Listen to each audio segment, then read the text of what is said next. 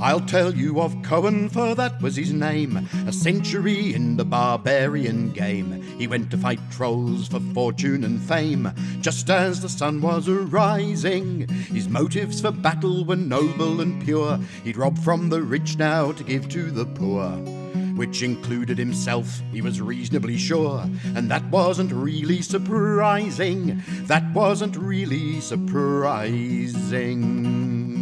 For barbarians lead an exorbitant life, carousing and quaffing and looking for strife, can empty your coin pouch as quick as a knife, and the price of a loincloth keeps rising, with strange extra costs that your old age can bring, liniments, trusses and that sort of thing, and fitting your saddle with a hemorrhoid ring to make your rides less agonizing, make your rides less agonizing.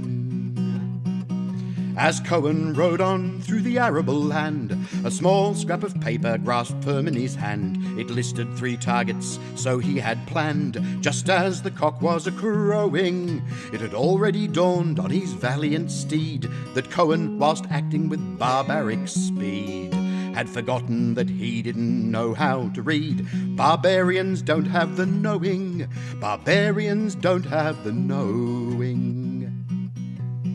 So the horse, who was brilliant, it just must be said, could not only speak, but occasionally read. He took those directions, rode where they led, down where the river was winding. A neat wooden bridge with a booth for control, where a troll with a cap and a badge and a bowl unwisely asked Cohen to cough up a toll. You could actually hear his teeth grinding, actually hear Cohen's teeth grinding. It wasn't the cap that drove Cohen berserk, not even the troll's rather feculent smirk, but the fluorescent waistcoat the troll wore to work, and the safety first badge he was wearing. So Cohen went round to the back of the shed and opened the door with the front of his head, at which point the troll has quite sensibly fled, leaving his gold coins for sharing, leaving his gold coins for sharing.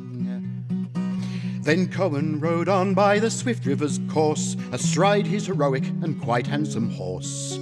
He meant to get loot using maximum force. Just as the noon sun was gleaming, he came to a lumber mill, shiny and new, with a forest with stumps now and then just a few, and a red stripy tent selling spider leg stew. You could almost see Cohen's ears steaming, almost see Cohen's ears steaming. The troll at the mill would not answer the door. He had several guards and had hired many more. To Cohen's delight, they attacked by the score, just as the door was a-closing, for Cohen had heroing down to a T. He climbed on the pile of their bodies with glee. As the girl from the spider stall clung to his knee, he stood there barbarically posing, stood there barbarically posing.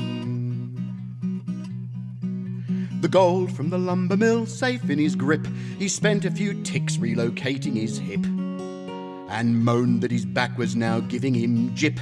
Just as the mill it was burning, his ague and tinnitus started to buzz. His lumbago had always disturbed him because he still had no clue what that actually was, and his chilblains had started returning. His chilblains had started returning. The third troll, a merchant, who they weren't aware was a combat accountant, gave Cohen a scare by showing our hero his folio of shares and all his commodities falling. But Cohen, too stupid to grasp the essentials, gathered himself and with daring potential kicked the troll squarely in his differentials. For a merchant that's truly appalling, for a merchant that's truly appalling. Cohen rode onwards, his bags full of gold, remarkably brave and exceedingly old. He'd had quite enough of the bleak winter cold, and bits of himself that kept freezing. So when the horse said he thought that we should head for the coast and the warmth and the sea, Cohen just this time was forced to agree. That horse was really amazing. That horse was really amazing. I've sung now of Cohen, the greatest by far, so hark to my story wherever you are. I learnt the whole thing from a horse in a bar. Although he sang it quite badly, it turns out the horse was a folk singer too. He wrote the whole ballad and swears that it's true. So now I am here, and I've sung it to you, and now you can all applaud madly. Now you can all applaud madly.